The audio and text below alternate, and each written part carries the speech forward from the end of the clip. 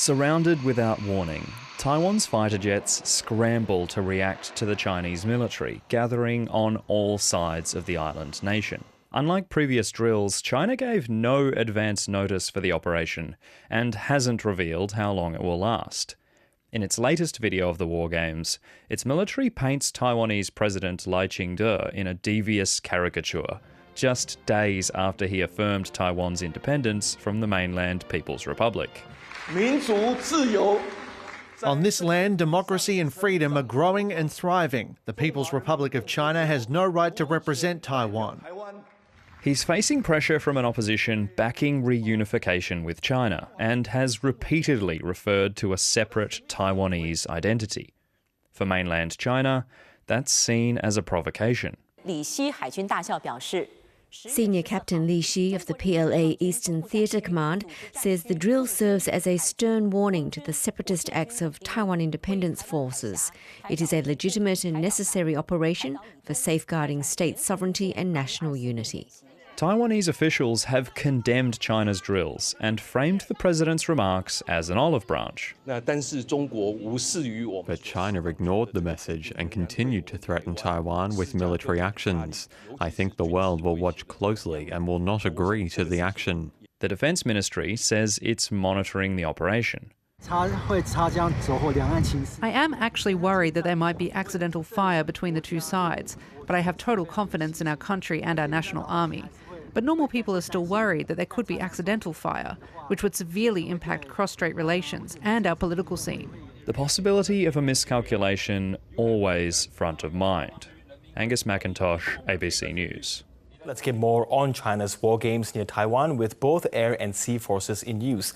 TVBS News Foreign Affairs and Military Correspondent Tingting Liu now joins me from Taipei.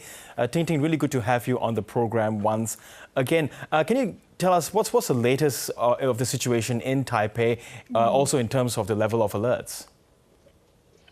Good evening. Thank you for having me on the program. So I'll bring the latest updates that we have right now is that we are actually receiving news from the PLA Eastern Command that they have actually concluded their Joint SWORD 2024B exercise against Taiwan. This is actually still a developing story, and we are actually working on that. And just to bring you some updates is that just around half an hour earlier, the Ministry of Defense of Taiwan has just concluded their press conference, and here are the latest numbers. So for today, as of since the morning at 5:02 a.m., they have actually detected a total of 125 PLA aircrafts, and that includes fighter jets, drones, and helicopters. And this is actually a record-breaking number that we are seeing here right now. And on top of that, they have also detected a total of 17 PLA Navy vessels and another 17 PLA, the Chinese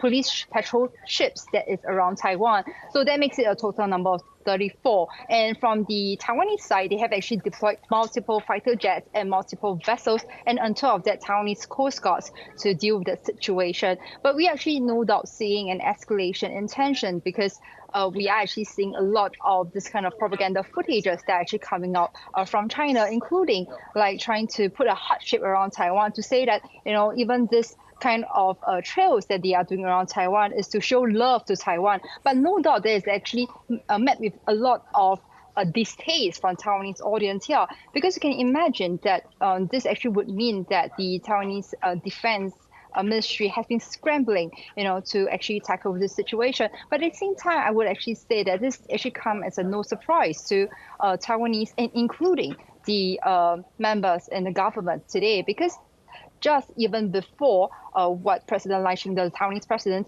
before he made his remark and speech on the October 10th, which is actually the Republic of China, Taiwan's National Day, the National Security Council of Taiwan has actually pre-warned that such military exercise will happen, you know, like right after the National Day. So to be honest, it doesn't come as a surprise. And the Taiwanese Defense Ministry has been tracking the PLA's action, including that they have actually released that they have tracked the PLA aircraft carrier Liaoning has actually moved from the Bashu Strait and expected to go into the Western Pacific.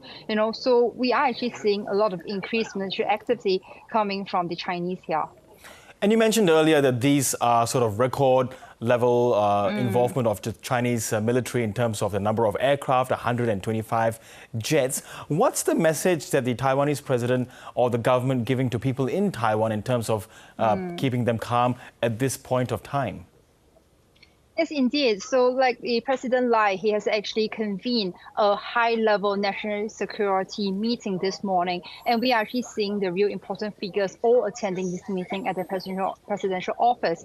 So that includes the Vice President Bi Kim-seow, who has actually a lot of relation and ties with the U.S. government when she was the Taiwanese representative to the United States. And on top of that, we are actually seeing like the Foreign Minister, Defense Minister, the one who actually handle cross-strait affairs and so on. They actually this meeting this morning, and that also includes the head of the National Security Council, Joseph Wu, who is actually the previous Foreign Minister of Taiwan. And also they actually held this very high security level meeting, and they actually sort of tell people in Taiwan they have everything under control. The Defense Ministry is closely monitoring and reacting to any possible escalation from the Chinese. And on top of that, they have been telling people that they have actually not seen any unusual stance when we are seeing in terms of be it air or sea route, because we understand that Taiwan is an island, and Taiwan actually depend severely on the openness of the trade routes around Taiwan. So can you imagine, let's say that this kind of communication routes is actually cut off by the Chinese, that will actually be quite bad for Taiwan in that sense, And on top of that, they are also closely monitoring the stock market here, and also anything on energy resources, and also any possible internet attack. And also they are trying to calm the people right here, and they have been very active by releasing a lot of footages, photos, information, and we're actually seeing basically every single spokesperson for every single possible government agency giving press conferences, giving sound bites, just to calm the people down in Taiwan. And if you're walking on the streets, unless you're in a newsroom when it's much more hustle and bustle, out there, be on social media, there are some discussions, but not to a fear of escalation as compared to what we are seeing 2 years ago. Because actually we did see how the Taiwanese government has actually been increasing their reaction, just to actually calm people down. And just give you a time frame. So let's say like one of our sites is that the Taiwanese Coast Guard, they are so active to the point at 7:56 a.m. they actually said that they have actually closely monitored an increased number of Chinese Coast Guard vessels coming in groups towards Taiwan. And that information is only released by the Chinese 4 minutes later. So, the Taiwanese government is trying to stay ahead of the game, trying to tell people that we know what's happening, and we want you to know that what is happening even way before the Chinese are trying to tell the world. Yes, and indeed, was this like a direct response then to President Lai Ching-te's first National Day speech, in which he says that annexation is unacceptable? Yes, indeed. We are actually seeing that the PLA and the Chinese have been saying that, no doubt, they labeled President Lai Ching-te as a separatist. They say that whatever he said during the past few days is totally unacceptable in that sense. But to put it in perspective, what President Lai has been trying to say is that, the Republic of China and the People's Republic of China, they are not subordinate of each other. But to be honest, this kind of rhetoric, it is nothing new. He said it in his May 20th inauguration speech, and tracing way before that, when the former President Tsai Ing-wen, when she was in office, she also said something similar.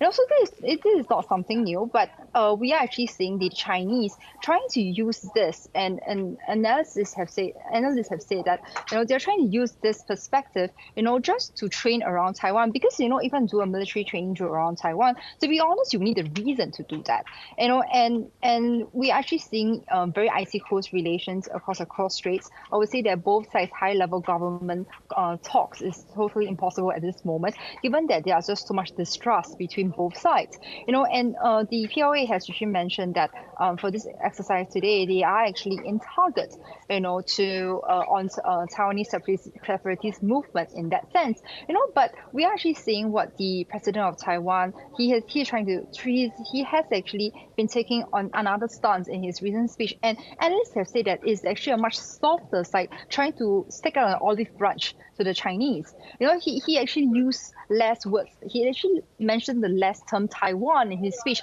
and he actually increased the number of times he mentioned Republic of China, which he is still in regards to the constitution of the country that I am currently reporting from. And also, so in that sense that, but the Chinese were actually saying that they still see that President Lai as a separatist because of his previous comments. And no doubt what the Chinese is trying to do is that they are going to do more of a battle in terms of law in that sense. Trying to say that Taiwan is part of theirs. Any intervention on Taiwan is part of the Chinese internal affairs. In that sense, I think what the Taiwanese government is trying to do is that, I think Republic of China is the sovereign country, and we have the future of Taiwan is to be determined by the 23.5 million people living on this island. Okay, Tingting Liu in Taipei, thanks very much for the update and for your analysis. Thank you.